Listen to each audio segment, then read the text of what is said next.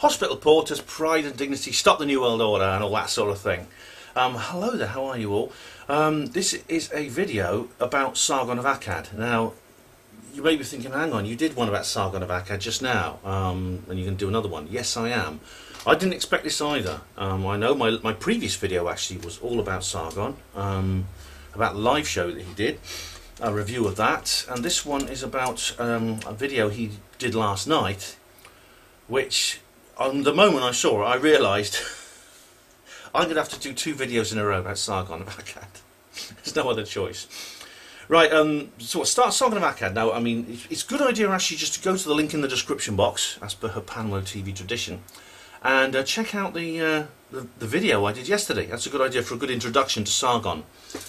He's a YouTuber. He's a professional, full-time YouTuber, who is a bit of a, well, he's part of what's within the sort of YouTube community. He's known as he's part of what's known as the sort of anti-SJW, anti-feminist, skeptic, partly alt-right community, and he's formerly a conspiracy theorist, and that's interesting, and I'll come to that a couple of times. Now, he describes himself as a man of the left. He says he's a liberal centrist, a central left libertarian type person. Now, the left, though, don't regard him as one of their own. They call him a Nazi. Mind you, these days, the left is calling anyone to the right of Mao Zedong a Nazi, aren't they? So that's basically his position. That's how he sees himself. Now, I do, as I said in the previous videos, I am a kind of fan of his in the sense that I watch what he does a lot, and this is because I've become quite an observer of this community, even though I'm not a part of it. As a conspiracy theorist, UFO paranormal person myself, I'm not that paranormal, you know what I mean. It's not a community that I'm a part of, but I've become an observer of it. And I believe that these people do have interesting things to say, which we can all learn from. I often, as I explained in the previous video, I learn an awful lot from people I don't agree with, and I keep a close eye on people I don't agree with. Now, this is the reason he put this video up. I think he was going to do a live stream with somebody, and they didn't turn up, so he did another one on a different subject. This is a video called "I Wouldn't Even Abduct You," which is about UFOs and aliens. The "I wouldn't even" thing. It's kind of an in-joke within Sargon's community. If you watch the video I did the other day, link in the description box, you'll understand what I mean by "I wouldn't even abduct you," why that's funny. So what he did was, he did this video, and he started off calling, "Oh, aliens are in the news now." And this is true because actually aliens have been in the news. Now this is something that I wrote a Panwo Voice article about just a couple of, I think it was yesterday. No, it was the day before yesterday. No, it was yesterday actually. Yeah, the UFO. There's been an outbreak of UFO news stories, which is quite interesting. And I was actually in Devices at the Basis Project conference, shooting that video I was telling you about in the last upload for the Basis Project. So I never saw the news. I actually was in the studio when Colin made me aware that the Pentagon has just admitted that it used to run a classified UFO research program from 2007 to 2012, which is odd because, according to its own words, indeed the White House petition actually said this. They officially stopped investigating UFOs over almost 50 years ago now. Basically because there's nothing to see here, move along. They said we decided they're all weather balloons and delusion and crazy people and lies and stuff like that, so we're not going to investigate any further. Then it turns out they had a research program running for 5 years, which had a budget of £15 million. It was run by someone called Harry Reid, who's a senator from Nevada, USA, home to Area 51, of course. Now, I've got to get him as a guest on my show, actually, on her Panwo Radio.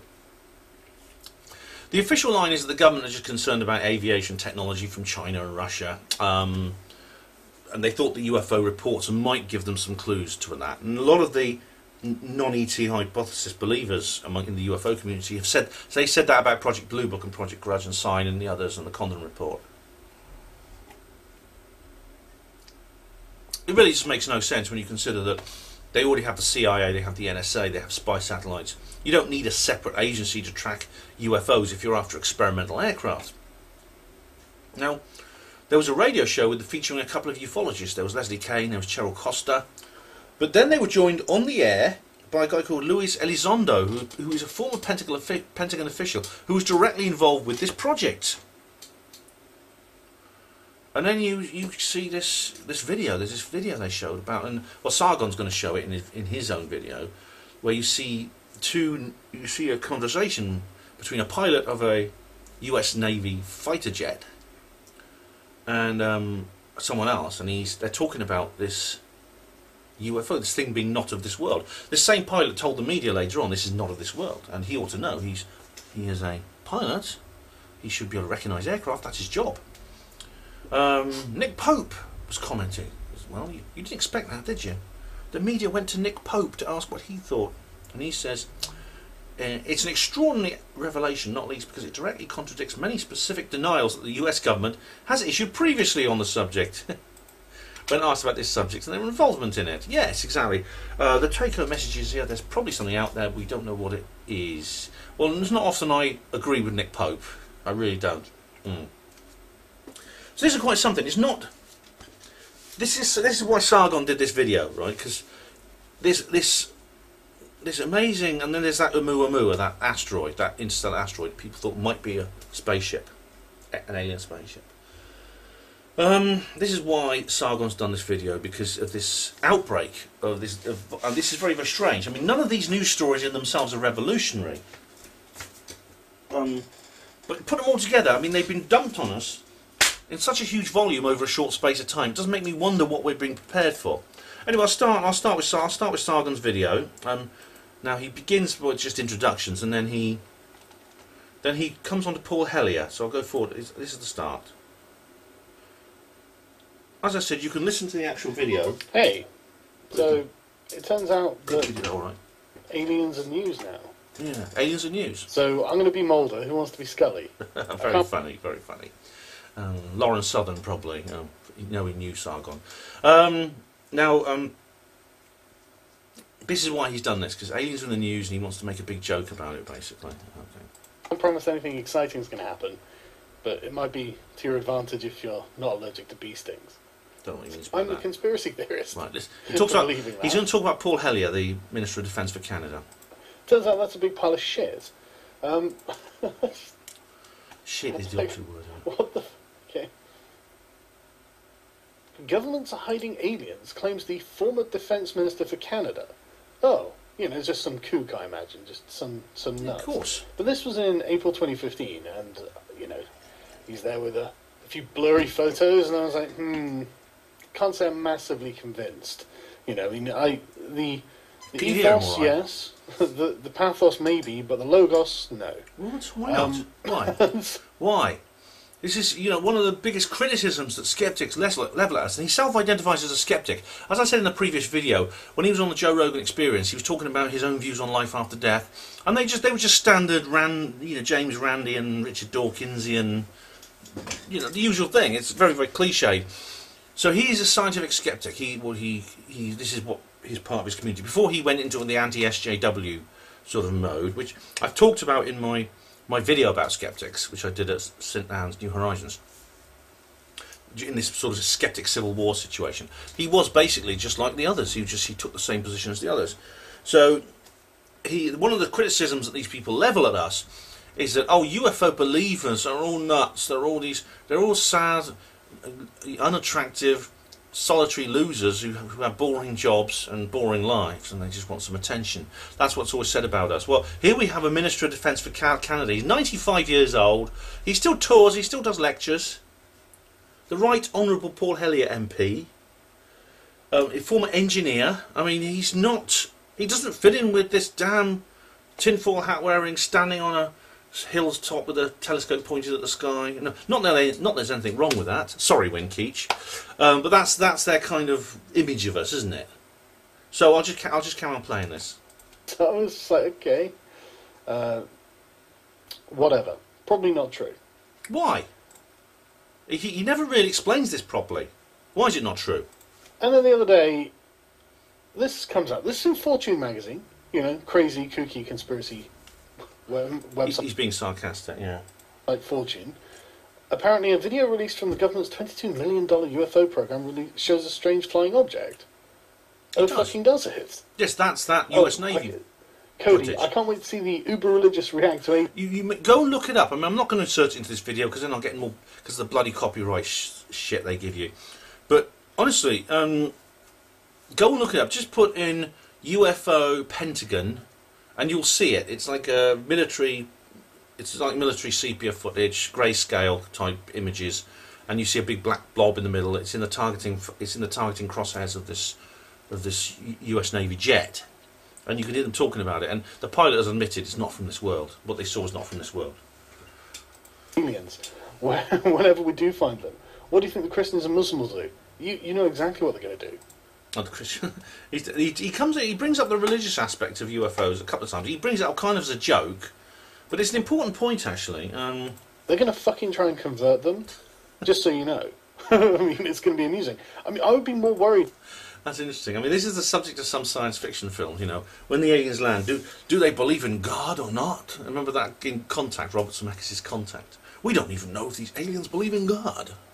About the aliens bringing their own religion that we would have no way of arguing against, perhaps. You really have been watching too much sci-fi, Sargon, you really have. I mean, I don't know shit about aliens, obviously. But, Sargon Reptilian Overlord confirmed. I'm just saying, my eyes actually blink that way, but I have a second set of lids that make it look like I'm a human. He's extracting the urine at this point. Okay, he is. People like me.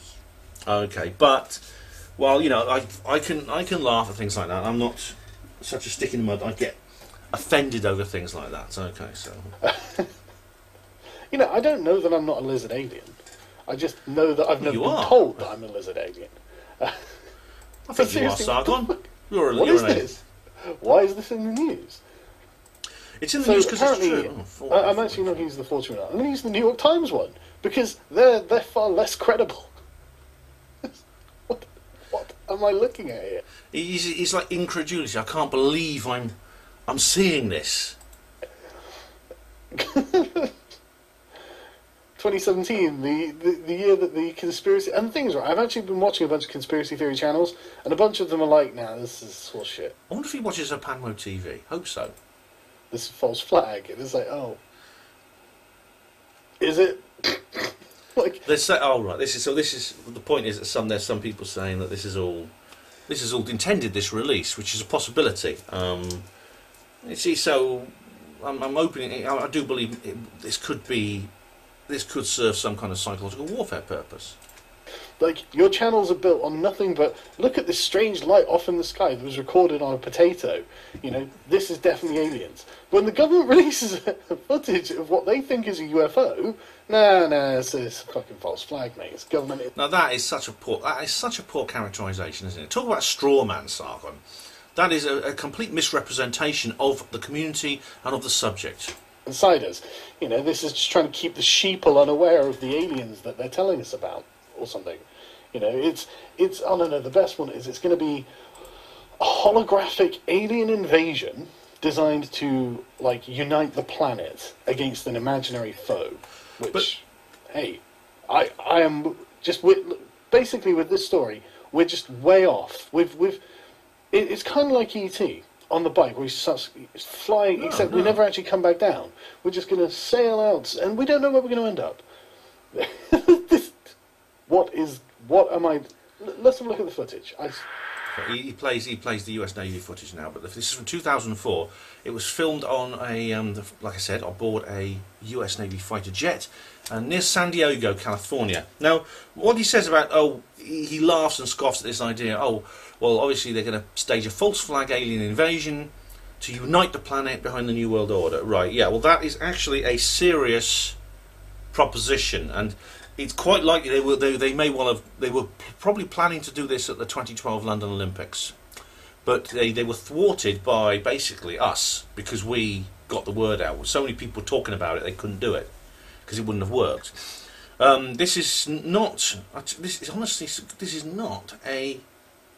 a piece of lunacy. There is profound theoretical reasons for believing that they might be planning to do exactly that. There were documents, and Ian R. Crane has talked a lot about this, about documents that date back a long way, saying, you know, maybe the threat of something extraterrestrial would be the perfect way to create global government. Ronald Reagan, remember, he did a speech in 1986. Sometimes I think, just think how quickly our differences would disappear if we were faced with a threat from beyond this earth. And of course, Independence Day, the film Independence Day, which is 1994 film by Roland Emmerich, complete piece of propaganda. I watched the sequel. God, I am sad, aren't I? Christ, I need to get laid. I really do. Yeah, it's a piece of propaganda from 1994 by Roland Emmerich, and it has, for instance, it does have this world coming together, united to fight these evil, nasty aliens with horrible tentacles that suck your blood, etc. And you see, like, for instance, there's a very famous shot where you see two jet aircraft taking off to engage the enemy together. One of them is Israeli, has an Israeli flag on, the other one has an Iraqi flag on. Two bitter enemies united against a common foe. How better? I mean, if they really wanted to go for broke, the Illuminati, and they had nothing to lose, they would do it. They would plan a staged alien invasion or something similar like that using Project Bluebeam. It's perfectly possible to project lifelike images, 3D images, into the sky. It's not even science fiction. It's not even classified. I saw it done at Thorpe Park when I was a little kid in the 80s. I saw, you know, it's perfectly possible to. All you need basically is a computer-controlled laser beams. You need some kind of medium like a mist or something, and you can project very lifelike images into the sky. So Sargon, obviously, I don't think he knows about this. Since he denounced his conspiratorial past, he has done so. And I want to say a bit more about this later on, because I'm curious about the way he's done it, how deeply, how quickly, and to the depth, because he doesn't sound like someone who used to be open to this sort of idea. He sounds like someone who's never been open to these ideas. Okay. I'm just going to move forward slightly and to what? Let me just get my notes. All right, 6, right, here we go, 6 minutes in.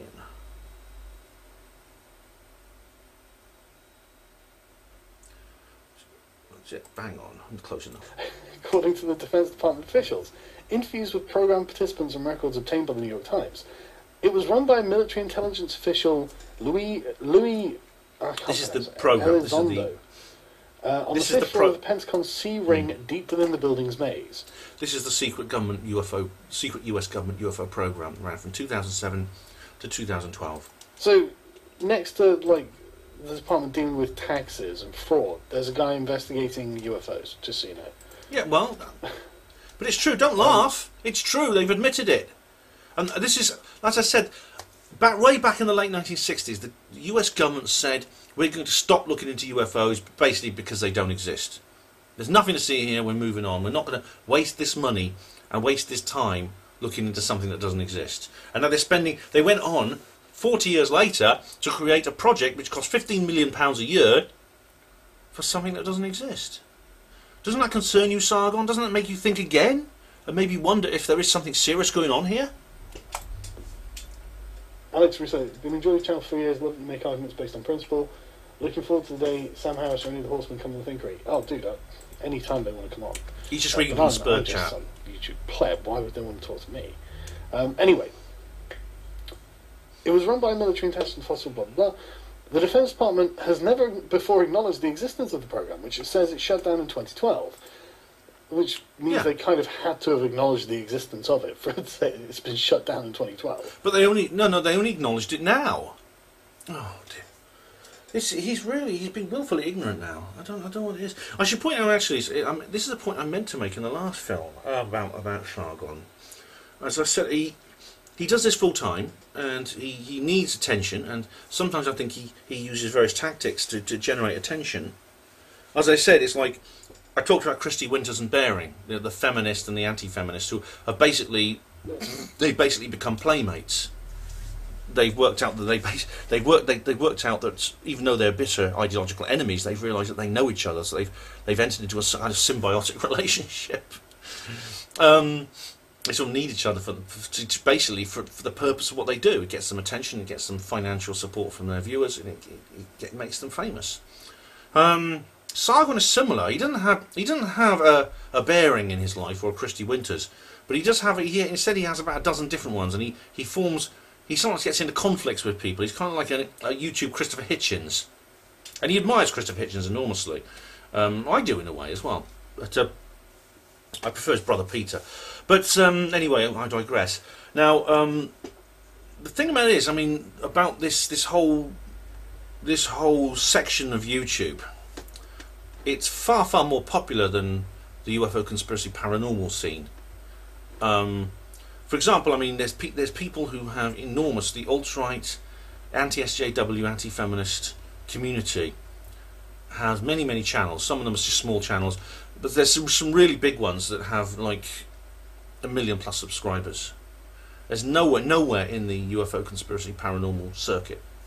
Do you get that? I mean, Sargon himself has over 140. He has 140,000 subscribers, and there's no one in it. I mean, I think the biggest. Let's have a look at Project Camelot, because Project Camelot is probably the biggest YouTube channel.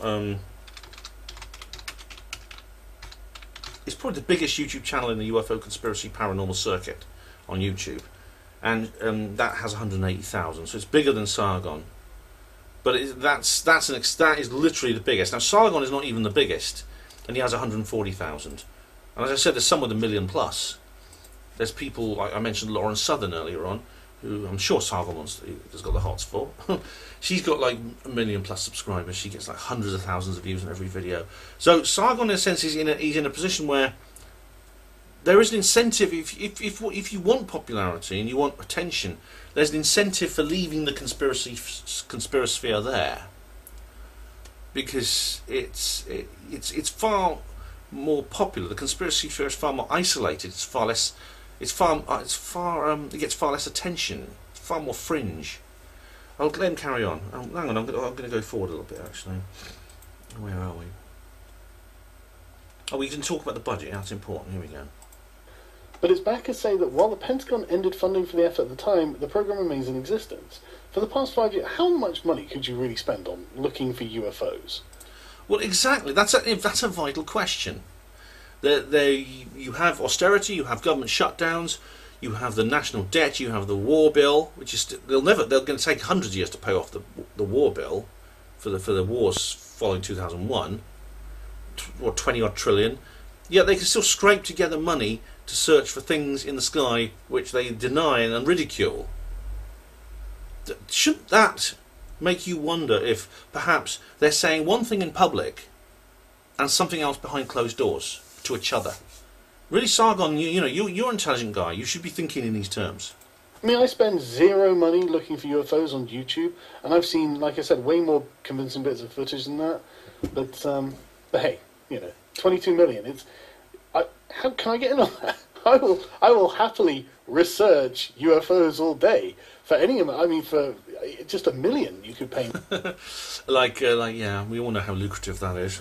Me, US government, if you want, and it's something I would actually be happy to do. I wouldn't find that a breach of my ethics at all. What are they paying you for? Watch UFO videos? Are any of them real? I don't fucking know. Well, you say you don't know, but then you keep saying, oh, it's horseshit, it's not true, it's rubbish and stuff like that. So I think he's, I don't know, he's a bit. Anyway, I'll go forward a little bit actually to let's have a look. What's the next bit? Yeah, I'll let him talk for see how far I'm much. None of these fucking people.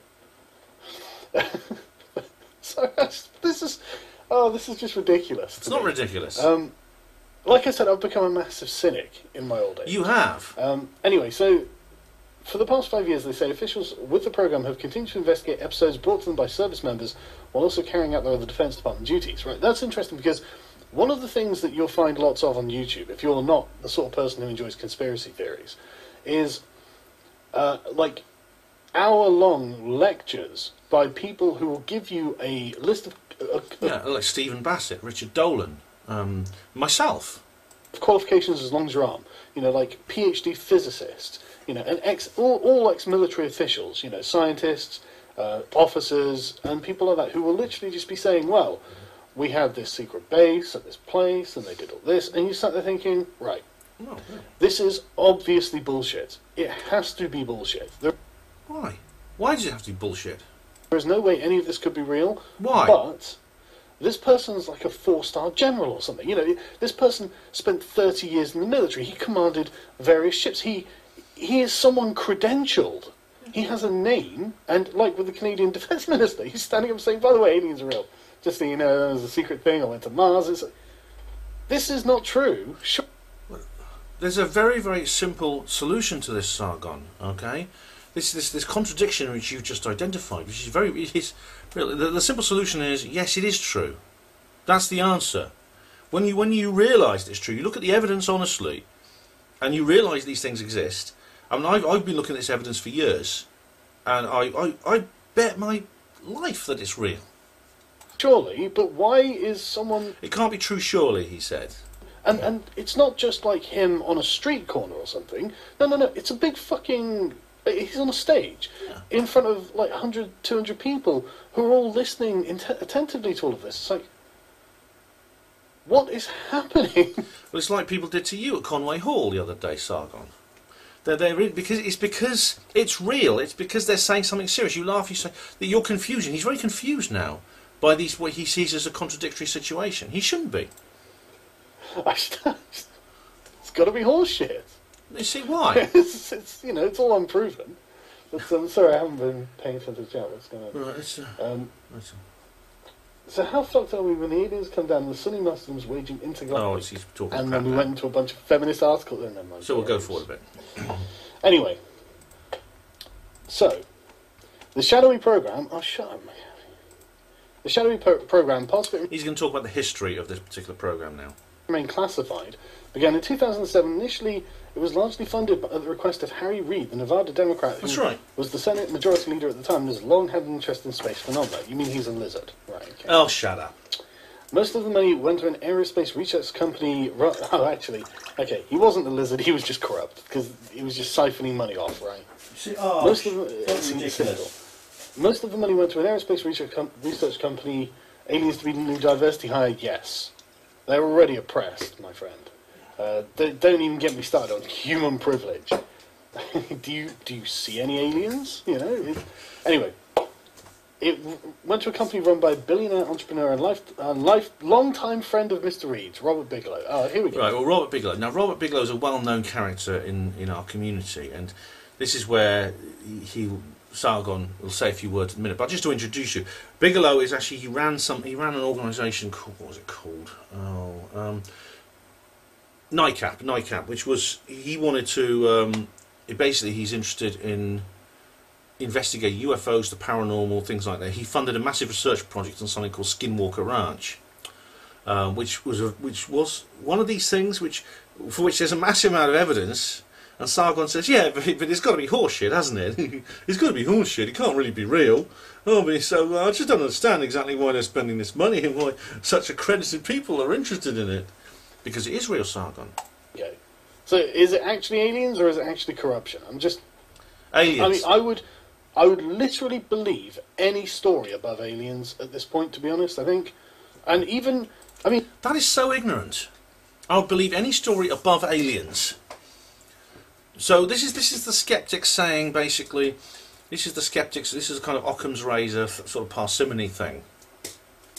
We always have to accept what they call a rational explanation first. When, in fact, the thing is, I've explained this before in my skeptic videos, but there's no such thing as a rational explanation. There's only a rational method.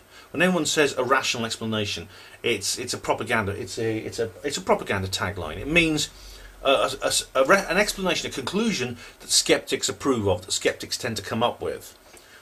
By attaching the word rational to it, you're essentially using it in the same way as say soft drinks manufacturers like Coke and Pepsi use words like cool and refreshing. I mean, literally, if Trump walks out with a fucking little grey alien and says, oh, "This is my intergalactic friend Bob, and he's just here to tell us about aliens," I'd be like, "No, it's fake. It's a fucking hologram. It's a man in a suit, a dwarf in a suit. It's literally anything other than a real alien, I think. Yeah, Is it's that's actually what I think I would get autistically sceptical about this. you are autistically sceptical already, Sargon, and quite frankly, what you're saying shows great ignorance. It shows an enormous amount of cognitive dissonance. What you described about the guy with the fake alien is actually what Governor Symington of Arizona did after the Phoenix Lights. But this is. I do wonder exactly about his background, how close he was to the conspirasphere. I do question whether he really was as close as he said he was. And this is coming from someone who used to indulge in this kind of thing. Did you? I mean, how much? Not much, I don't think. I just don't believe it. I would probably dedicate my career to debunking the idea that aliens exist. You have, well, you would. You see, if you did make a career out of debunking that aliens exist, you wouldn't be as popular as you are now. You probably have a fraction of the subscribers you have. You'd probably be doing this in your spare time rather than full time. So, for someone who's doing this for a living, I understand why. Maybe I don't want to make judgment. I don't want to pass judgment on you, Sargon. I'm not saying this is why you do what you do. Okay, but I mean, you would be motivated by the need to earn a living. Now you are earning a living from it. I don't know why I find this so funny, but yeah, I think he is genuine. I mean, I think Sargon's sincere when he talks about his anti-SJW stuff. I think he's doing it because he believes it. But obviously, he needs the income now, doesn't he? I'm guessing this is just corruption because anyway. He's guessing it's corruption. So I think what he's suggesting is this is a big scam by Bigelow to basically get a lot of money, get a lot of taxpayers' money sent his way. But that is a very, very serious accusation to make. You're guessing it's corruption. Do you have any evidence it's corruption? This was even though Bigelow was actually the contractor, this was overseen by the US Senate and the Department of Defense. Are you sure? So he's currently working with NASA to produce expandable craft for humans. I'll go forward a little bit because these documents that describe. He talks about James Oberg in a minute. Where does he talk about Oberg? 1710. Let's have a look. Oh, I'll go forward a little bit. Hang on. I'm just going to go back to my notes. No, I'm not there. Oh no, yeah, 1710, 16. That's it. Hang on. I've got my. Sightings of aircraft that seemed to move at very high velocities with no visible signs of propulsion or that hovered with no apparent means of lift. Just saying that could easily be faked. Oh, I think I've got my notes wrong. I just don't believe it.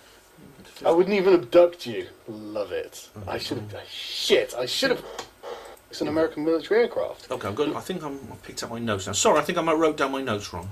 Including one released in August of a whitish oval object about the size of a commercial plane, chased by two Navy fighters from the aircraft carrier Nimitz off the coast of San Diego in 2004. Mr. Reid, who retired from Congress this year, said he was proud of the program. I'm not embarrassed or ashamed or sorry I got this thing going. This is this guy Reid, the senator. One of the good things I did in my congressional service. I'm not saying it's not. I'm just saying, I mean, surely you've got something more important than I set up a thing to look for aliens. Isn't it? What? Really? John Podesta, I know he's a controversial character, but he said that the biggest thing he regretted about the Obama presidency, because he worked for the Obama presidency, was not securing the UFO disclosure. He's made several speeches having an interest in UFO disclosure. Several presidents passed, and they had Clinton on, they had Obama. They made comments about UFOs, about how important they are. Admiral Hill Norton, who was Admiral of the Fleet, he was on the organising committee of NATO. Lord Hill Norton sat in the House of Lords for many years. He said that it was the most important thing in the world. Hellyer, Right Honourable Paul Hellyer, we've already mentioned him, said how important. He said these things are as real as the aircraft that fly above our heads. These are, if they're real, they are of defence significance. If something can travel at 40,000 knots, stop on a dime, and then hover over a nuclear base and shine lights onto it, that is of defence significance. That is a threat to the national airspace, and this is why they're spending money on it. It's not corruption. They're keeping it secret. They probably still have. They probably have another classified operation going on right now. Probably even Nick Pope doesn't know that. In fact, come to think, I mean, Nick Pope, for a guy who's always on TV talking about UFOs, if I had a saucer and a hanger, to quote him, he'd be the last man on Earth, I would tell.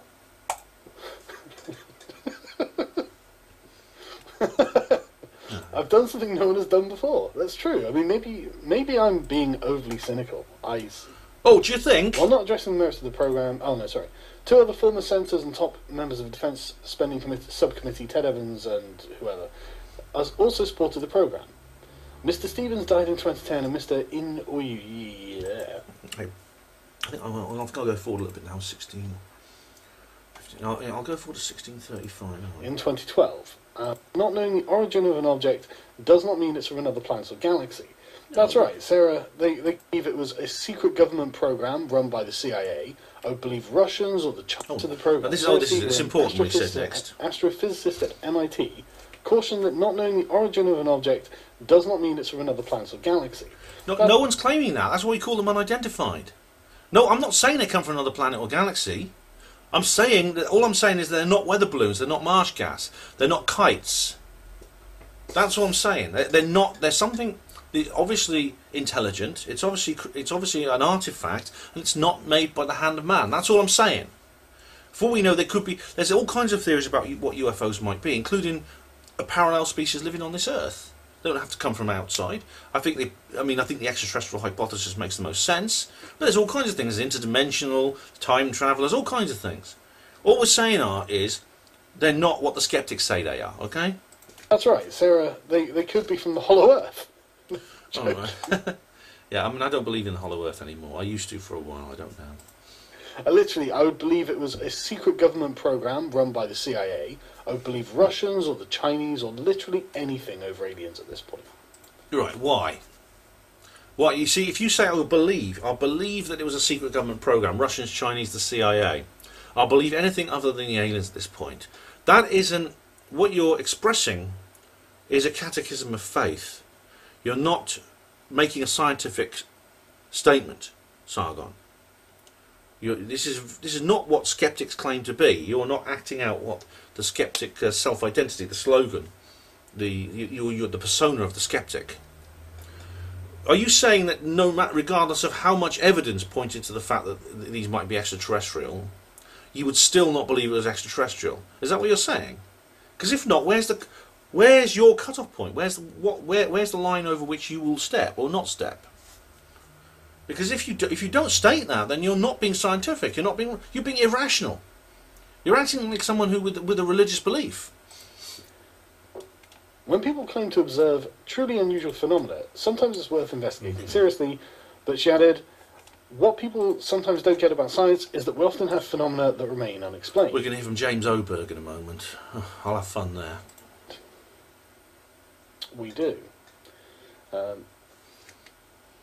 So James E. Oberg, a former NASA space shuttle engineer and the author of 10 books on spaceflight who often debunks UFO sightings, was also doubtful. Good, that's what I like to hear.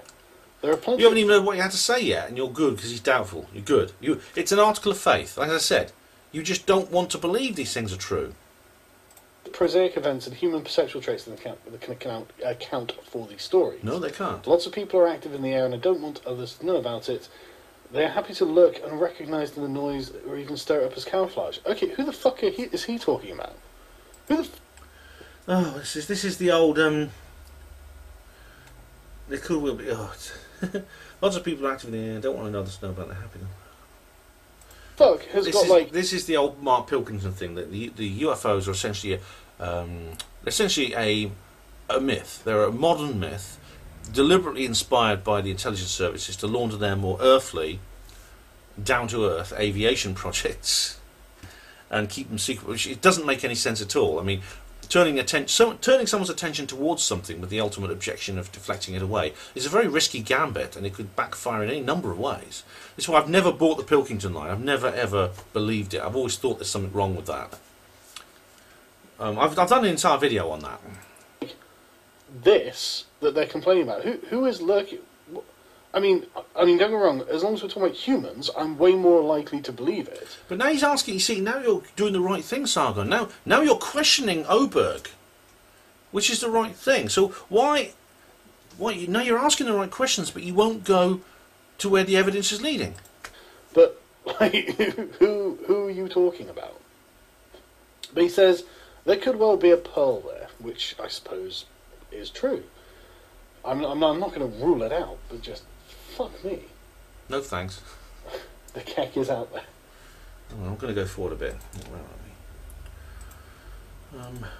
That's Oberg. Yeah, okay, so I think we're almost there. 1803. It's alright, we're almost there. Sorry, chat, I haven't been giving you any attention, have I? He's just talking to the Spurg chat at the moment. If it's a military program, it was probably more concerned that other countries had advanced aircraft we don't know about. The aliens could be a cover story for us losing the technical arms race. No. I've just explained. You can't do this sort of magician's trick of putting out disinformation when all the disinformation will achieve is even more attention towards what you're trying to hide. It's better just to keep quiet about it.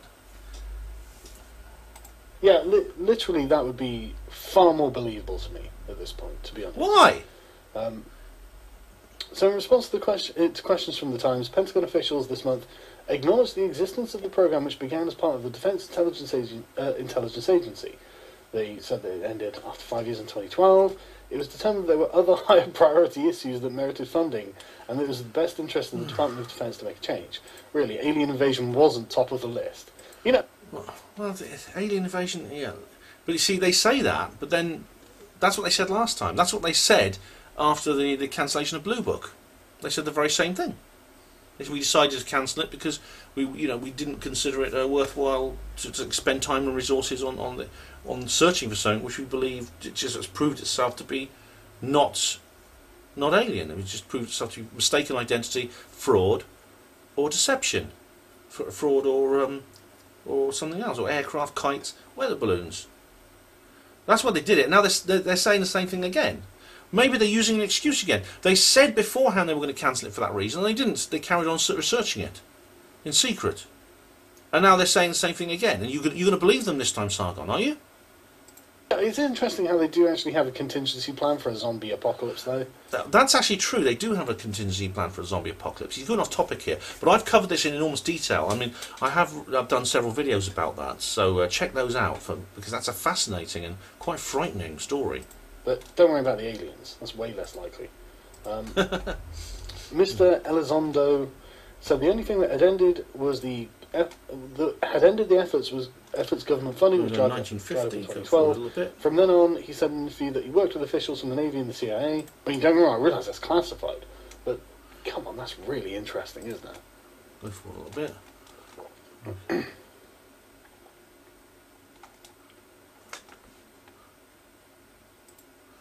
He goes into the history of the whole thing now. So, in 1947, the Air Force began a series of studies that investigated more than 12,000 claimed UFO sightings, which officially ended in 1969. That was Project Blue Book, yeah. See, I'm into all this conspiracy garbage. You're not. Well, I think he's not as into it as he says he is. I think he's watching it without really understanding it, and as I said, he takes a sceptical view. But I wonder how. I'd love him to talk more about how he converted from the conspiracy sphere to first to skepticism and then to anti-SJWism. I'd love to know how he did it, because it seems to have happened remarkably seamlessly. And he seems to have... His denouncement of his past seems a little bit too convenient. I don't think either he's not being completely honest. Well, he's not being completely honest, either in his ideas or how much he was actually into it in the first place. You can conclude that most sightings involved stars, clouds, conventional aircraft or spy planes, although 701 remained unexplained. In before God Emperor Trump announced that the organisation Ordo Xenos prepare for the Great Crusade and many exterminators order, I thought everyone was going to laugh at me. It's like, well, which is really true, isn't it? I mean, this is something that I've seen loads of them. This is what these UFO conferences are about, where it's service people saying, well, I thought everyone was going to laugh at me. It's like, well, I mean, they probably will. Yes, they will. But I mean, That's one of the ways they keep secret Sargon, you see. This is how this sort of thing is classified. It's not necessarily suppression. It is simply control of cultural norms. I mean, it's... So, another thing as well, that I watched this documentary on Netflix the other day. It's by some guy who claims that it's been abducted, dozens of times. And I just Googled it. It turns out he's been faking everything for fucking years. You know, faking, like, this alien in the window and stuff like that. Oh, that's Stan Romanek. Well, again, that's a bit of a straw man, Sargon. Come on, there's better things than that. You can there's much more credible. There's much more credible examples you could have given, but if you don't want to give them, then if you don't want to give better examples, then I've got to conclude maybe that you are avoiding giving good examples because it destroys your position. I'll just move that over a little bit. Sorry, my mouse is a little bit slippery today.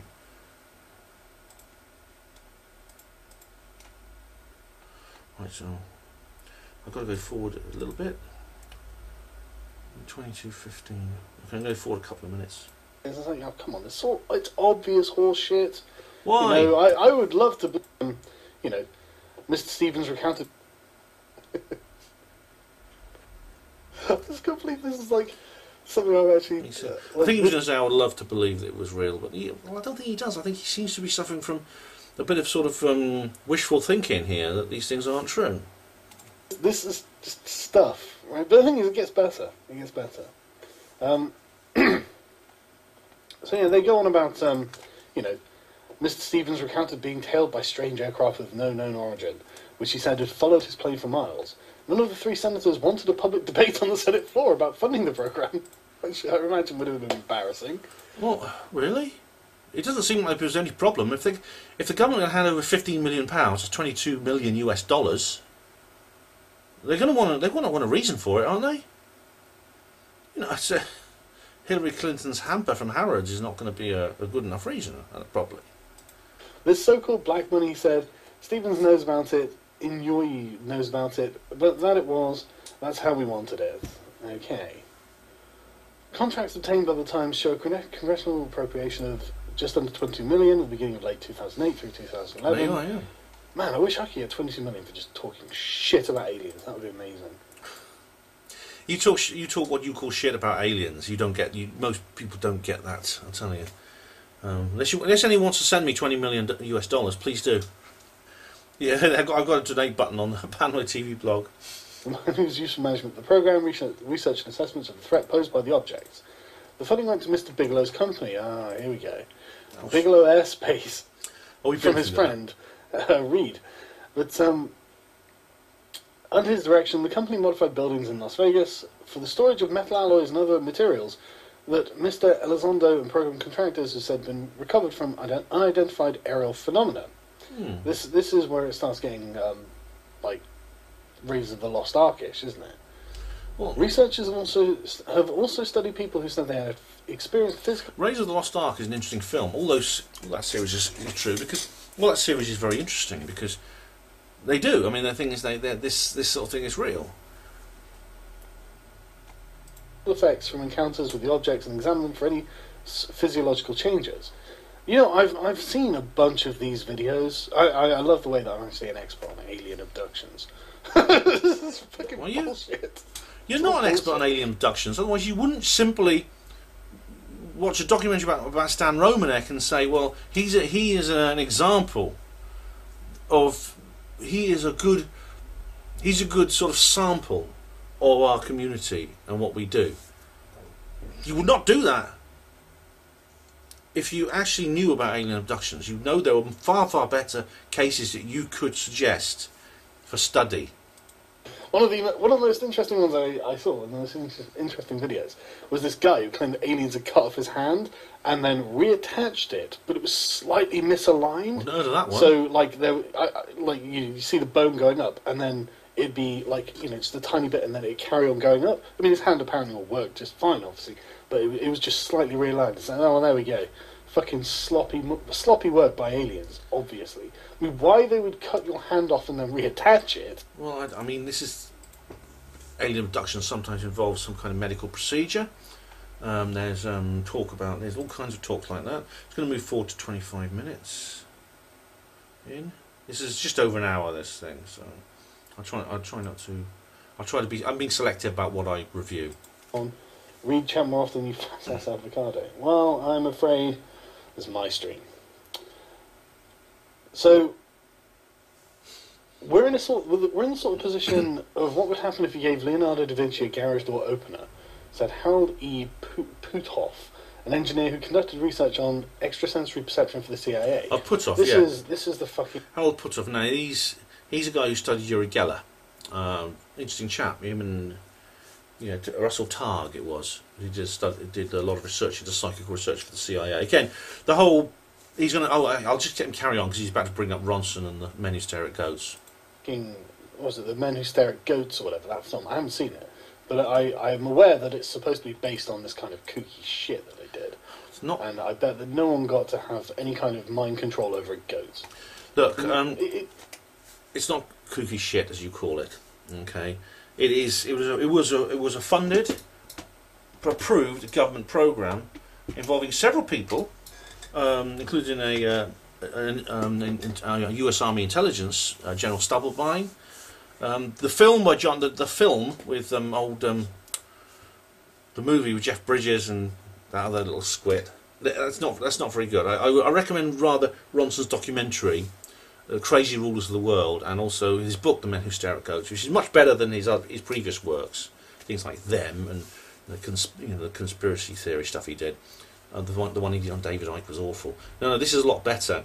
It was a real project, Sargon, and it was taken seriously. It was taken seriously, and it was taken seriously for a long period of time, which means it was getting results, many of which are probably classified. You probably don't know about a lot of it because it was classified. But if it's carried on, I mean, what Ronson uncovered, I think, was just the tip of the iceberg. But the iceberg is there. It lasted. It wasn't just a flash in the pan thing, a folly which they abandoned because they thought, well, there's nothing much here to it.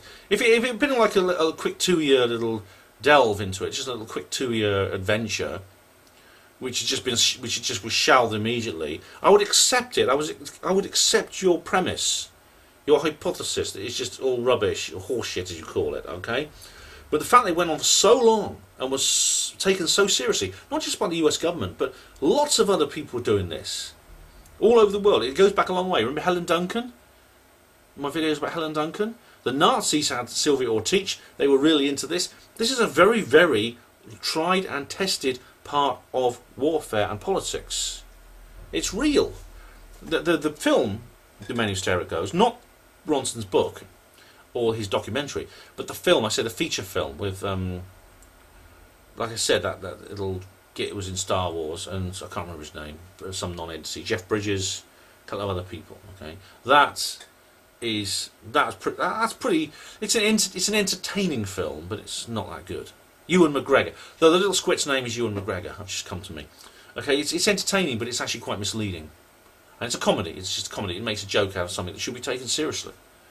I'll let the man from Akkad continue. If you could telepathically talk to a goat, I mean, what would you even say to it? What would it say to you? Now he's talking crap. I'll just move. Oh, my mouse is slipping again. Hang on. Here we go. Oh, so now we're on. Okay, 2650.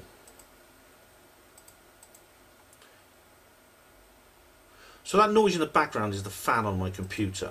It's actually I've cleaned it. It's perfectly clean. There's no dust in it or anything, but it just keeps making a bloody noise.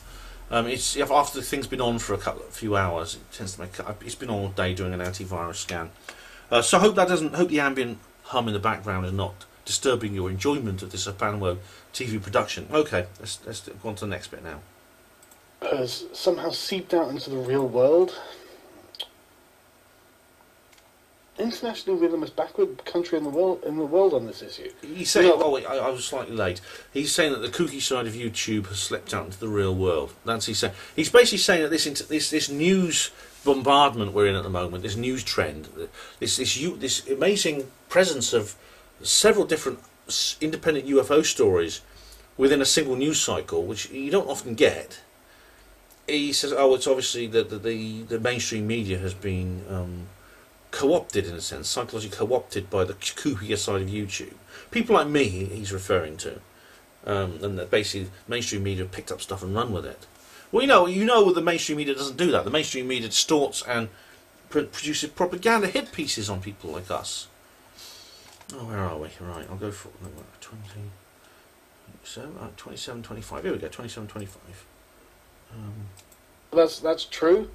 I think let me quickly Google something. I'm pretty sure the Mexican government said that they was printing stuff that would be printed on. I mean, I don't even know what this website is, but it's called the Black Vault, which should. He's showing the front homepage of the Black Vault now, which is actually a good. I think it's a good website. It's got some good stuff on there. Pretty much tell you everything you need to know about it, shouldn't it? Where apparently the Mexican government releases proof of alien existence. I don't fucking know. I'm sure it's not true, you know. But, I don't fucking know, but I'm sure it's not true. That just sums him up, doesn't it? But there are other governments who do say things like this. So I'll not go forward. Our scientists are scared of being ostracised. 2810. Scared of the stigma, because people like me are going to laugh at you. Well, you see, that's how the secrets are kept. They're scared of the stigma. 2810. I'll go forward a little bit. Actually, I'm almost there, so I'll just let it play. Russia are much more open and work on this with huge organisations within the countries. That's true. That's true. China has a UFO hunting agency. Let me see if I can find it. Yeah, true. China and Russia, well, specifically the Soviet Union during the Cold War, their UFO research project really it puts the ones in the West to shame. At one point, I think the Soviet Union had Timothy Good has talked about this, where there was a massive, I think they had 1 million people involved at one point, civil servants, military personnel, people like that, to search for UFOs around the Soviet Union. And just basically do research cases, take witness statements, do sky watches, things like that.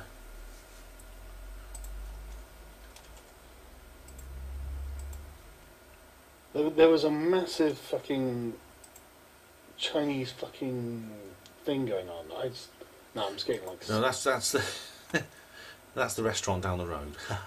sightings.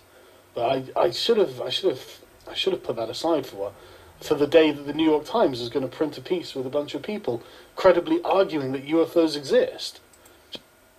What's wrong with that?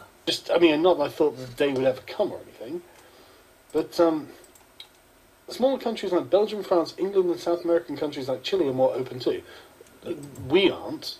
Our government, no. As far as I'm aware, has no official stance on whether aliens exist. I mean, maybe. Well, as Nick Pope says, we can't rule it out, but then he says we can neither confirm and deny it either. So, but as Sargon probably knows, he brings up Nick Pope in a minute. We did have there was Secretariat AS2, which Nick Pope used to help run. Well, he was head of it for a while. It was part of the Ministry of Defence, and it was real. It was shut down in 2006. I remember Nick Pope was really sad about that. But it released its reports. My own sightings in it, because I did report it to them. Maybe I'm just not aware of it, but I'm absolutely certain our government's just like, we don't know anything, and that's probably for the best. Well, they say we don't know. They do know things. Proactive and willing to discuss the topic rather than being held back by a juvenile taboo. By 2009, Reed had decided that the program had made such extraordinary discoveries that he argued for a heightened security to protect it. Oh, I see. So he was the head of it, Senator Reed. Was actually heightened security. So he was determined to keep it classified. That's interesting. Much progress has been made with the identification of several highly sensitive, unconventional aerospace-related findings. That means we saw some UFOs. He sent a letter to William Lynn III, a Deputy Defence Secretary at the time, requesting that it be designated a restricted special access program limited to a few listed officials. Special access program? That's an infamous thing, isn't it, to say that? Okay, chap. Unacknowledged too. Unacknowledged special access program. Am I fucking nuts or what? Yes. Like, do you know that Hillary's buddy John Podesta has been interested in UFOs for years? Yeah. From the Washington Post 2016, there's a long, strange history of Podesta's space alien obsession. You know, I have heard that, actually, and didn't she actually didn't she, like, say that if I get elected, I'm going to release all the information the US government has on UFOs? She did. Well, she did it in New Hillary, Hampshire. You're meant to be running the country. I mean, obviously you aren't personally meant to be running the country. You're meant to be going to jail. But, like, just seems like there might be more pressing issues. Just No. not that I know, obviously. No, there's no... what's more pressing But issue? yeah, I've heard that Podesta is particularly interested in all of this, and that's interesting. What's more pressing an issue than the fact we're not alone in the universe, and that we have energy that could that could eliminate poverty and environmental destruction? What's more pressing than that? Itself. And thanks for the fiver, Karen. And Andy is a faggot. Well, I'd say it to his face, but I'm going to go for it. But he does a bit of, he talks crap at some point. 31:30. Here we go. Can we go forward a little bit? Here we go. Says the same thing. But do aliens exist? I said, well, yes. There's no proof in the video footage to confirm that aliens are more than science fiction. But Pope, which I think is... Oh yeah, so she's talking about Nick Pope, who is in charge of UFO investigations. You have to bring up Nick Pope at some point, don't you? Whenever you talk about UFOs, you have to bring up Nick Pope. It's like a law of physics. You know, it's like what you throw up a ball into the air, it always falls down because of the force of gravity. You bring up the subject of UFOs, you have to talk about Nick Pope. Yeah. The British government's defence ministry from 91 to 94. Yeah, I've heard of this guy before, and I've seen him talking about this, and he sounds just like the other guy. Frankly, he sounds exactly like him. But he says, I think what it does show is that people, even within government, are not prepared to rule out the possibility, even if it's remote, of extraterrestrial visitation. These things might well turn out to be Russian or indeed our own. Adding that these objects might be some secret prototype spy plane or a drone or another part of the government that has come up with. Yeah. Unlikely. I don't think it's likely. I mean, I would be much more inclined to believe Yeah, these were advanced technology, examples of advanced technology has been developed by rogue agencies or something. The thing is, that is a possibility that I accept. I'm well aware of the possibility that some UFO sightings may involve images or people seeing some kind of futuristic classified aviation project.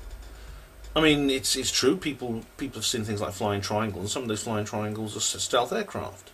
Others are not, because it's quite obvious from their behaviour they're not powered and not propelled, and don't have by methods by which aircraft that we have are propelled and powered. But I mean, there's no reason. As I said, I'll repeat it again because Sargon's made this point before. There's absolutely no logical reason why we should accept this idea that it's just all secret aircraft above that of it's extraterrestrials. There's nothing logical about that. It's just cultural. It's just conventional. That's the only reason there is to do it. No other. But I don't know, like, not aliens, basically. See, not Really aliens. interesting. It's an act of faith. Not aliens. I just don't care as long as they're not aliens. Okay, I'll go forward. Where are we? Okay. 32-4. Okay, he's coming on to the Battle of Los Angeles in a minute. That's interesting. So this is one of the things that you probably can't see it very well on the screen share. Actually, sorry. It's called the Battle of Los Angeles. It's a Wikipedia article called the Battle of Los Angeles.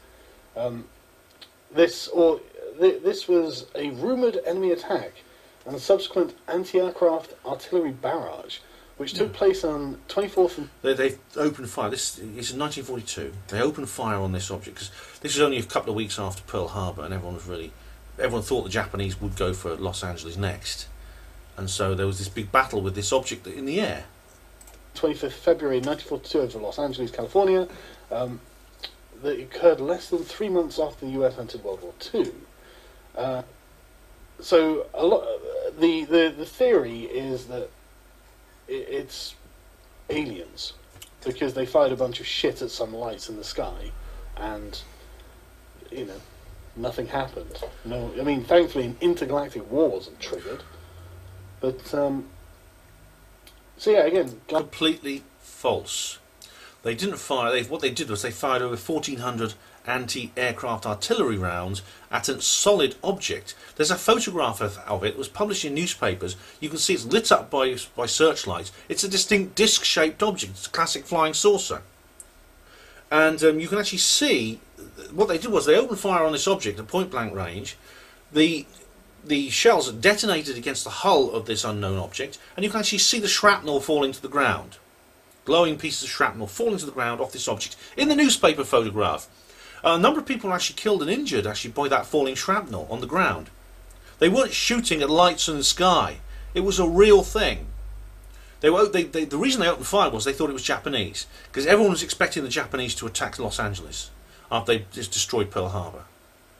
And so this is why they opened fire so quickly on it. It's understandable maybe from their point of view. But the craft wasn't harmed. A lot of people on the ground were harmed.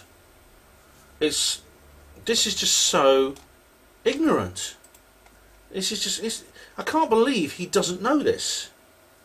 Okay, where are we now? I think we've got come on to John Podesta now again. Here we go. Right. Okay. Guardian reporting this. The Guardian. Basically the same information, if I recall correctly. The Guardian are reporting UFOs. Featured again. I'm surprised. I really am. I really assumed that the Guardian would actually overlook it altogether. Well, here we go. Podesta's actually featured in this one. Last year, John Podesta, chair of Hillary Clinton's presidential campaign, declared that he had convinced her to explore declassifying any government documents related to UFOs should she win the election. He did, and in fact, Hillary said so at the New Hampshire primaries. Now, I mean, I wouldn't trust Hillary Clinton to tie my shoelaces for me. She'd tie them together, and then put a drawing pin on my chair.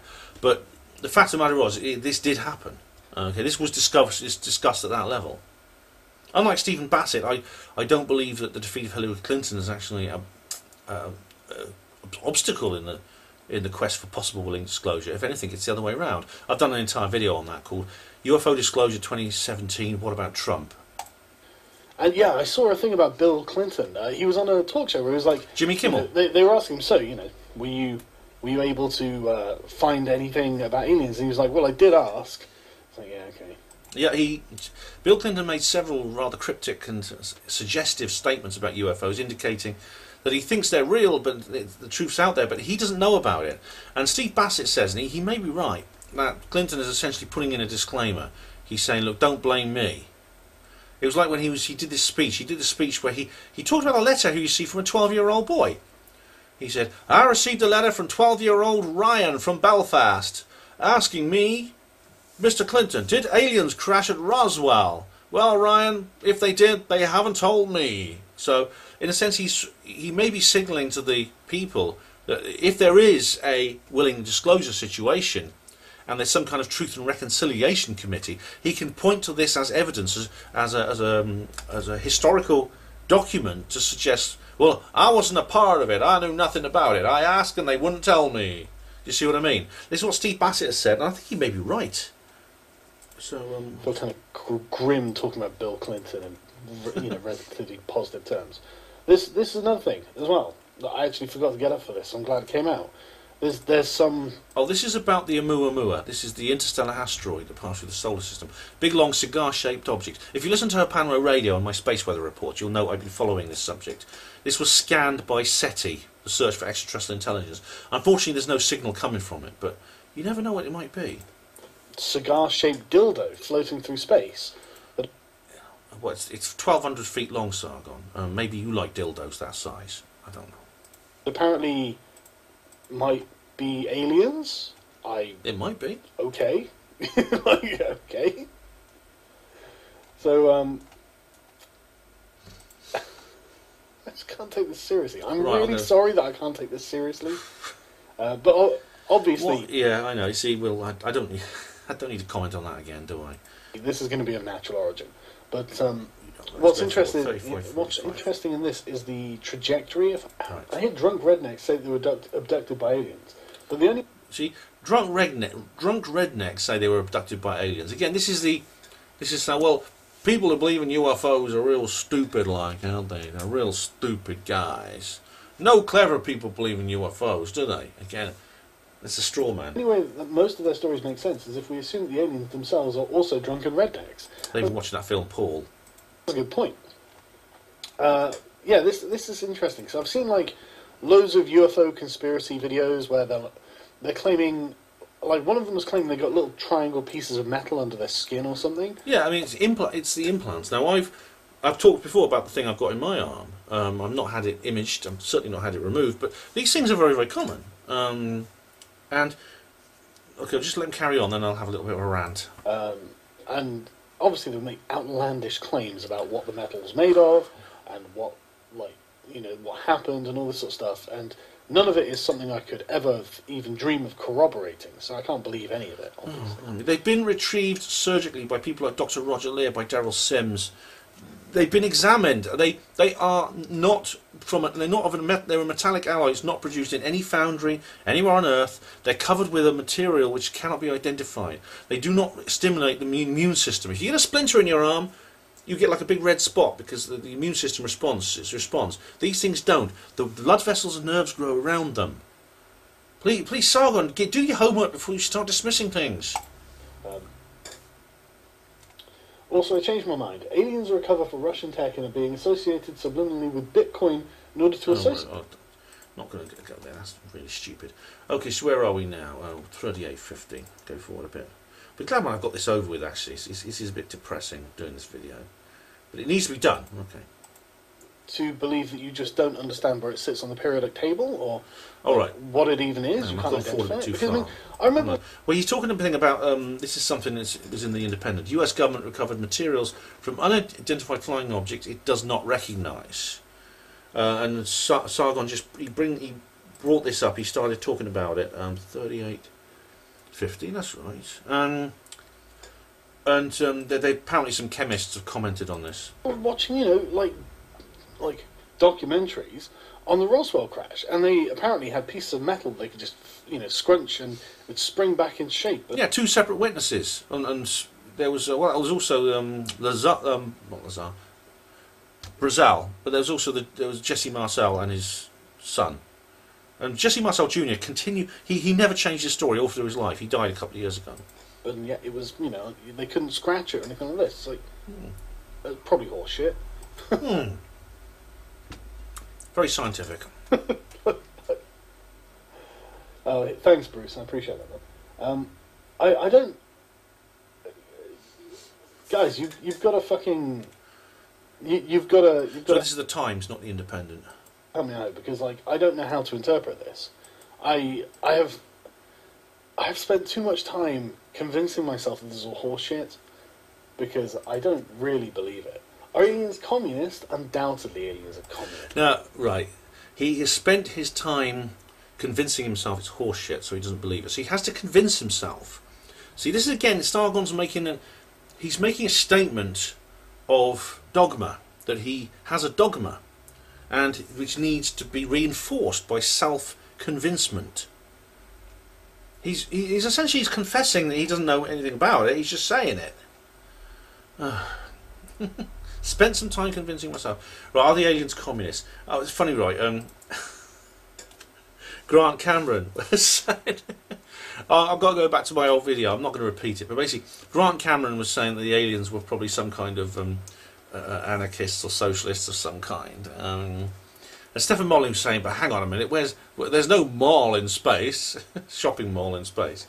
It's a bit of a joke. I mean, you can't possibly anthropomorphise like this. And just put ourselves in the aliens' shoes, even if they even had 2 feet. But this is just from the Spurg chat. There's some people posting in the Spurg chat because this was a live stream. Yes, that's the worst part about aliens. But the thing is, right? Wouldn't it be funny if they weren't communists? What if it turned out they were basically Ferengi? Come down. Is that some gamer term or science fiction? I don't know. It's like trading for Latium.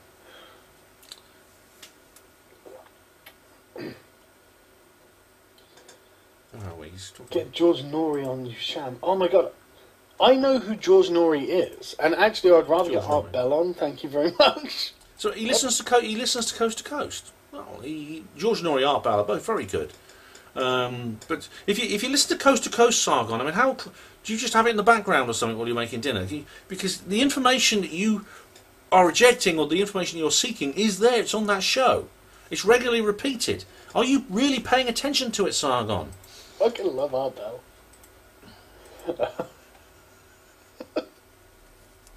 So, this bullshit, the Pentagon has... The Pentagon has reportedly recovered metal alloys from an unidentified flying objects that scientists do not recognise. This sounds like something from above Top Secret, doesn't it? Like the forum, the web forum. It's just... I used to be a member of ATS, but it's gone downhill. It just seems like horseshit. It seems like Materials horseshit. which are alleged to have amazing properties being stored in modified buildings in Las Vegas, New York Times reports that we read earlier. Prove it. Fucking show me it. Oh. Show me the metal. Show me you doing whatever it is you have to... They have recovered these samples. Now, some of them go missing. This is the problem. And you may say, well, that's convenient. Well, it's not. They just, it's... But they're there. I mean, you can see... There are the studies done by Dr. Roger Lear. It's all there. It's all there, for goodness sake. Right, where are we now? I'll go forward a minute to 42:10. Be glad when I've done this. That's at least to show people that this is something you don't recognise. Get a fucking electron microscope out. I don't know what you have to do, but just demonstrate. Don't just say it. Do you know how much it costs to do those kinds of studies, Sargon? Do you know how much will be charged to do? Do you know how much the laboratories will charge for you to use their services like that? It's incredibly expensive. I'm in touch with a guy who's arranged DNA specimen tests on the Peruvian mummies. I won't tell you. He told me how much it cost him, and I won't tell you how much it is. But you have to get some academics won't, like governments, they'll allocate funds, but to allocate funds to this, they have to take it seriously, and they don't, because of the giggle factor, because of the cultural issues associated with this that I explained to you earlier in this film. I can't take you at your word for this. I mean, I don't like taking the media at their word for anything, but especially not with something like this. Horseshit. Has something happened to the Kilroy event? Stick Spoon Clank War Scheme. Okay. And this was Ralph Blumenthal, one of the authors of the New York Times. This is one of the journalists that's been covering it, Ralph Blumenthal. He's done an interesting article and he's appeared on a couple of news stories about this. New York Times report told MSNBC. I mean, I don't think if I was a journalist I could go on TV and start talking about alien materials. Why not, if the evidence is there? Even if I was fucking holding it, I would feel silly, and I guess that's how conditioned I am, which is... Yes, you are. You're holding it, so you've studied it, you still feel silly. What the previous chap was complaining about. But still, apparently it's some sort of compound they just don't recognise. The Pentagon refused to comment, which is probably wise, when contacted by the Independent. Excuse me, do you have any alien materials there? No comment. Why don't you just say no? 45. He goes through the video, obviously.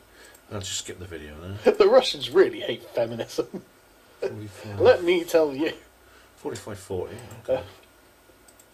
Do you think Jeff Holiday is going to work at McDonald's or Wendy's from now on? I have no idea. I actually haven't been following it very closely because he made a video about me. But someone can post it on the Facebook or something. You mentioned Greer. I love you. Look up Dr. Stephen Gray. Bitch, do you think... Sorry, no, not bitch. Sorry, Joseph. But do you think I don't know who Stephen Greer is? Well, why? I mean, you don't seem to know a lot about this subject, Sargon, so it's quite... I would say to you, have you heard of Dr. Stephen Greer? Because you don't seem terribly knowledgeable. So, I mean, maybe that's a fair question. Have you heard of him? Like I said, I've spent years following all of this. And I've come to the conclusion it's all horseshit. But the people doing it are so fucking credentialed, it's really hard to just be like, nah, you guys don't know what you're talking about. Professor John Searle, both crazy. But the ETs are the... 47. But the ETs are libertarian tree-hugging hippies. I'll go forward to 2 minutes. Yeah, I've heard different accounts from people who claim... And this is where he talks about... Blumenthal is talking about the New York Times reporter. He's talking about how this is the most popular story the papers run for years. The Trump clicks are wearing off. People are tired of hearing about Trump's Twitter feed. So now it's aliens. Well, that's a rather That, again, you are cynical there. I mean, you assume people are getting tired with Trump and his Trump memes are wearing off. So people are looking for sort of, so this is all about people looking for novelty. That's the only reason there's this interest in aliens. Is that what you think, Sargon? That's it. That's how they're going to keep the AdSense rolling in. Fucking Well, you should know about that. aliens. Aliens does not keep So, AdSense ruling in, alright? That's... Oh, fuck it. There's only a minute left. Let's finish by the subject. Yeah, so what are they finding? Have they found anything so far? You don't bring up aliens if you want AdSense to roll in. Okay? If you want AdSense to roll in, you become like an anti-SJW. You abandon aliens and conspiracies altogether, and you become an anti-SJW, alt-right feminist or anti-feminist or whatever. Okay? That's how you do it. So this is Sargon. I don't know if he realises that, but he's actually the only reason he's as successful as he is because he abandoned this stuff. I'm going to move forward to 4910. I'm nearly finished. I'll be glad. I'm in the last quarter of it now, which I'm bloody glad. It's not my. I don't know how much you guys are enjoying watching this video. This is not the most fun I've had making Panmo TV videos. Should we just crowdfund a big sign? Just point it at the sky. Just look, we know you're there. You've done a really bad job of hiding. Just come and talk to us. But funnily enough, that's what's actually been done. I mean, the whole thing, the new SETI stuff run by Yuri Milner. That's what that is essentially. It's not a sign. It's not literally a sign. It's actually active SETI. It's actually radio telescopes. But it is. That's what it's been done. That's what's been done. Like, it's kind of weird, isn't it? I mean, I mean, imagine if this was all true. Just imagine for a second if this is all true. We don't have to imagine. It is true. Like, we've been seeing UFOs for centuries now. Millennia. And so it's just like... Millennia. There were cave paintings with UFOs on them. I mean, like, people think you're there. You may as well just come and talk to them. I mean, why are we talking as if... Like, okay, Yeah. if we are to believe that these are actually... You know, unidentified flying objects that appear to be artificially constructed, then it must be that there is an intelligence behind them. Yeah. And it must be the intelligence... I mean, the intelligence must know that we are also rational beings, which is why it's trying to hide from us, presumably. In which case, why can't they just come and talk to us? Yeah. I mean, what... I mean, are we going to have anarchy in the streets? Are we going to be panicking? Quite possibly, but carry on.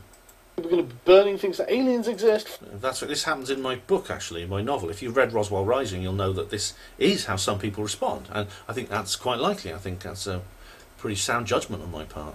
Fuck! I need to go and loot a store. Yeah.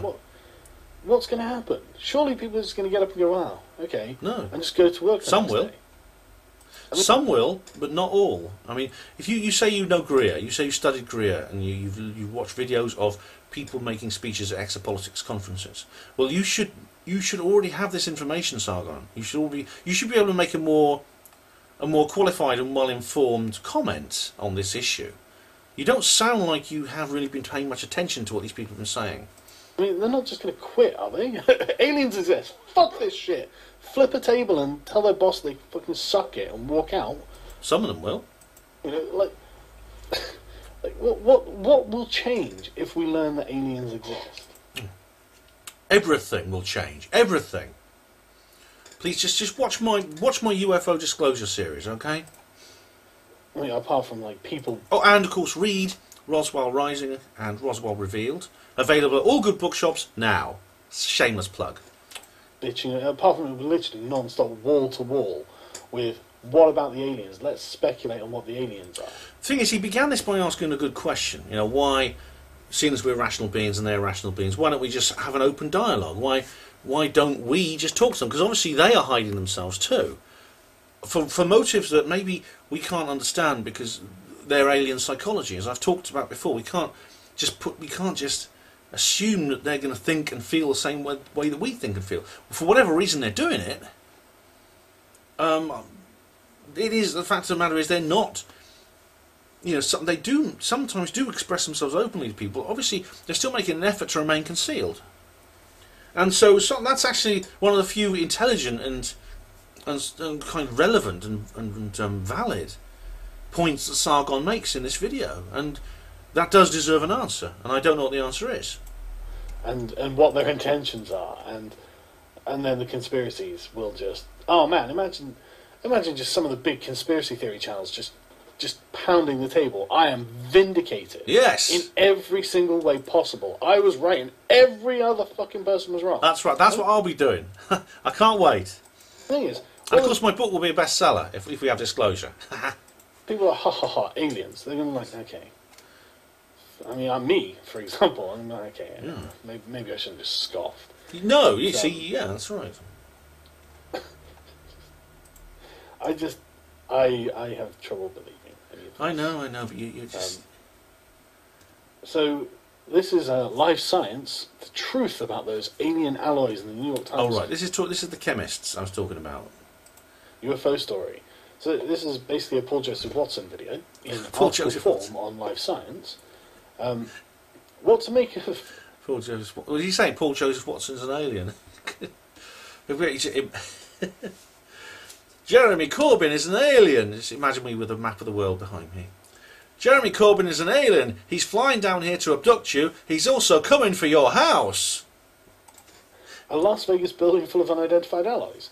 Well, that's where the project was storing stuff. It was Bigelow Aerospace. They contracted Bigelow Aerospace, which makes sense. I mean, Bob Bigelow's the kind of guy I would go to over this sort of thing, because they're willing to go to people who studied it privately out of a sense of rational humility, which is more than you're showing, Sargon. The people, Reed and the other people behind this, and Elismondo, they understood that they had limited knowledge. So where would they go? They had the common sense to actually approach ufologists and ask them to help. I don't know anything about it, let's be honest. You know literally as much as I know about it, don't you? Because you haven't been there. All you've done is listen to this guy, you've read the New York Times report, and so you literally know nothing more than this. So, points 1 and 2 are weird. Go forward a bit. They're not that compelling on their own. The world already knew that plenty of smart Pizzagate that he's doing again. No, this is the chemists make some comment. I did actually note this down. They make some comment about how making some of the points that there's no evidence that these retrieved implants are anything odd. What was it? Well, sorry, they're not the implants. The material that's been retrieved from in this project, this secret project, by Bigelow Aerospace. But I don't know what it is yet. Look, how could they possibly say this? Oh, let me carry on a bit. So yeah, the chemists and metallurgists that Life Science spoke to, experts in identifying unusual alloys, don't buy it. How do they know? This news story only broke 6 days ago. Have they been all the way to Bigelow's place? Have they had a look at these pieces of metal? Have they analysed them? How do they know? I don't think it's plausible that there are any alloys we can't identify, said Richard Sachleben, a retired chemist and member of the American Chemical Society's panel of experts, told Life Science, "In my opinion, that's quite impossible." Now, that's really interesting, because on one hand, he seems to be a credentialed scientist, and so, credentialed scientist, very true. But on the other hand, I think a lot of people said the same thing to Charles Darwin. Okay, now he just rambles on for a bit, but I should point out that anyone who's interested in this particular subject, that is the chemistry of various kinds of artifacts or pieces of wreckage from UFOs and things like that, should read Dr. Irena Scott's book, UFOs Today. 70 Years of Lies, Disinformation and Cover-Up. I interviewed Dr. Scott twice on her Panama Radio, so go to her Panama Radio and look up the interviews that I did with Dr. Scott. But she actually worked firstly at the Battelle Memorial Institute, which is a major, one of the most significant scientific engineering institutes in the world. She was also at Wright-Patterson Air Force Base, which was where we know that the Roswell wreckage was first taken in 1947. And she's gathered samples of angel hair from Italy and other things like this. So her view on this is very, very different. I'm going to move forward now because I think we've covered that. Right, 58.25. Oh, thank goodness, we're going forward quite a long way now. I want to get this over with. It's irritating me. I've been good for an hour and a half now. I apologise for my poor writing. You should not text and drive. You owe me a beer. Dude, I'll happily buy you a beer. I wouldn't even probe you. I'd love it. At the Mountains of Madness. Yeah, and this, right, I was thinking about this, right? I don't really want to find aliens. I was thinking about You this certainly the other day. don't. You're suffering from wishful thinking really badly, Sargon. You don't want aliens to be real, do you? There are loads of people, I want to know, I want to discover aliens. Yeah, but what if it's shit? What if it's... I mean, and I don't mean, like, what if it's an alien invasion that's going to take over the planet? What if it's just something that isn't really obviously dangerous or anything like that, but just really fucking annoying? What if they're really, really rude? Or really, like, inappropriate in some way? That just doesn't gel with human cultural norms for any civilization? You know, what if they're just insufferably loud? Or just, you know... like, what if they're a bunch of Ferengi and just impoverish the lot of us? Like, there could be some... And this isn't talking about, like, you know, disease or war or famine or anything. Maybe it would just be shit. Just wank in the most mundane possible way. Now, there's actually a film. It's not a very well-known film, and it came out in the 80s. It was panned by the critics. You know what I think of the bloody critics, anyway. But it was actually, I think it's a very underrated film. It's called Morons from Outer Space. It's a comedy which had Mel Smith and Griff Rhys-Jones, and several other... Jimmy Nail was in it. There's several other major big stars from that time. And it was about this. It was about the landing of an extraterrestrial spacecraft on Earth. And people are absolutely up in... It's not kept secret. It's made a big news story, and everyone is absolutely overjoyed they finally met intelligent life from out in the universe, and we're not alone. And of course, we always, you know, our vision of this moment is that we meet creatures of very much higher technology, far wiser and more intelligent than we are. However, when these aliens actually appear, they are they're complete morons, hence the title. It turns out that these aliens that land are of a far lower level of intelligence than we humans are. And everyone is terribly disappointed.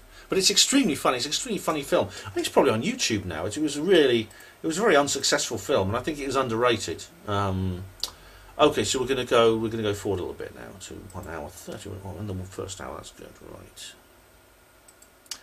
Nearly over. Article, because they're not credible outlet. But yeah, I'll leave all the links in the description, because the life science one, I mean, at least it's being like a bit more skeptical than most, and they've actually contacted some metallurgy experts and, you know, some actual yeah, but as I said, they've contacted people who've not even seen these artifacts. This is a story that only broke 6 days ago. So if any metallurgy expert says, "Oh, well, those aren't real pieces of an alien craft," how do they know? They've not even looked at the bloody things. Experts on the subject, and the experts are like, "Wow." So I know I'm repeating points over and over again, but Sargon keeps repeating points over and over again. We can actually just scan the atoms with fucking radio waves or whatever it was they were doing. So if we can't figure it out, then they're probably talking shit. And honestly, if this doesn't turn out to be bullshit, I will be fucking surprised. This seems like total horseshit to me, and I'm just saying, you know. So yeah, did I miss anything in the chat? Let me just check. Jeez, but this is what you're doing. But This is you fucking aliens, man. Why is it logging me out of my... Is this YouTube deleting my accounts or something? I get to trend for one day and then that's it. The aliens aren't talking to us because they don't want to vindicate the conspiratards. Well, oh, so they're sort of like they're dog in the manger, sort of like sadistic bastards, are they? They're not going to show themselves just because it would prove people like me right. With the conspiratards, that is me, and people like me, would be vindicated, wouldn't we? We'd be proved right. oh. I mean, to be honest with you, most of the conspiratards aren't that bad. Oh, thank you. Know, the ones that like people like end up going viral and stuff, who are complete dullards and dunces. They are. Most of them are usually just people who want to believe, which is incidentally why I had. But you want to believe, Sargon. You want to believe. You want to believe there's no such things as aliens. You are the one wishful thinking here. You are the one denying rationality in this with this subject. I've exposed you for doing that. This as the background picture. I think they are genuinely. They're not stupid people. They're not irrational people. But they're letting their desire to have this to be true. I know you are. Them, I think you are, Sargon. And, I was like that when I was younger as well. Not very much, I don't think. So it's not. It doesn't mean they're stupid, they're crazy, or anything like that. It just means that they wanted to have something to believe in, which a lot of people do. Excuse me. The AR are successfully using Alinsky. Oh, the alt-right. Alinsky. Right, where am I now? Hang on. They want to believe in stuff. That's what you want to do. Right. I'm going to go forward to 1 minute 35. Okay. Tactics on the skeptics. You include capitulate to us. Info the UFO program is really just a cover to spy on Russian-Chinese aircraft testing. Not true. That's. Oh, I'm not going to go through that again. But this is the Mark Pilkington stuff. Okay, it just doesn't make sense. That's more likely, isn't it?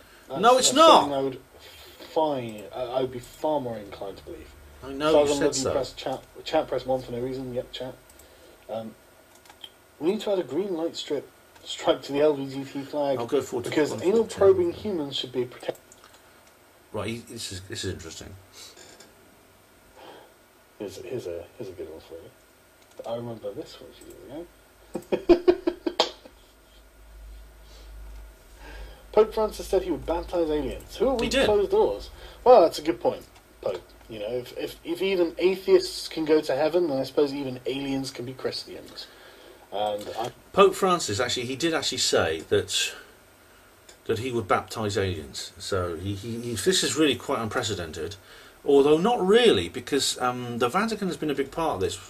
I mean, there was Monsignor Corrado Balducci, who was actually he was an astronomer at the Vatican Observatory, and he was also an ex-politician. He was a ufologist and ex-politician, and he of course was a devout Roman Catholic.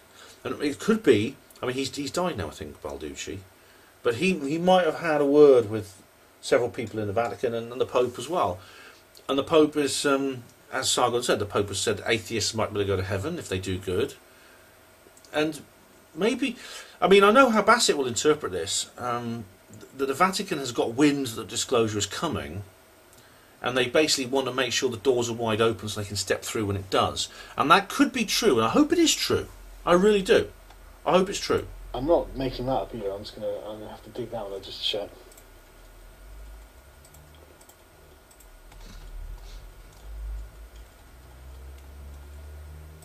I'll go forward to 106.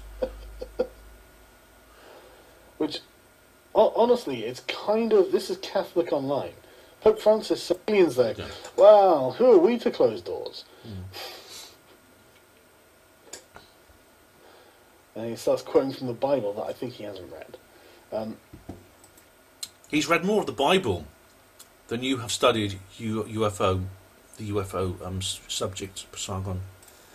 I would love to know what ideological worldview aliens would have, though. That would now that is interesting. What do aliens believe? Do they have a god? I mean, do they believe in God and things like that? Be something I would enjoy exploring, I have to say. What set of beliefs do they have? Right, so yeah, I'll finish doing these chats. What if this was one big 4chan fake news operation where the MSM going to go forward a little bit. Was drip-fed bullshit? I would love that to be true. 106. I think that'd be We're almost hilarious. finished now. I don't think 4chan have got the capacity for that, though. I mean, I'm not doubting them, but they must have limits. Even for... Exactly. Just come and give us a fucking cuddle, come on. And I'll tell you what, right, all of these people, I want to meet aliens. Yeah, but have you heard the stories from people who claim to be alien abductees? I don't want to be fucking abducted. I don't want to meet aliens.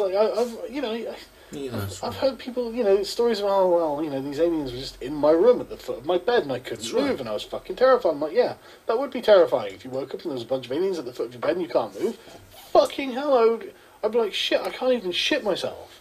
This is annoying, isn't it? No, I don't want to meet aliens. I would rather a much quieter life than that, thank you very much. Well, you have actually learned a little bit then, Sargon, because, people who do have these experiences generally don't.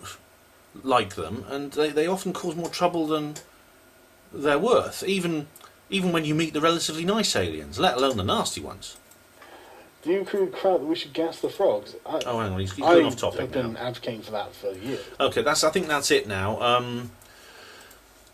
Disappointing. I mean, I didn't enjoy doing that, because, I mean, Sargon is someone I do have a bit of respect for. I do like what he does. I like his output when he talks about his subject, which I say is parallel to my own.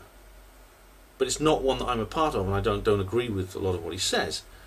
But I think I expected better from him than this. I expected him at least to,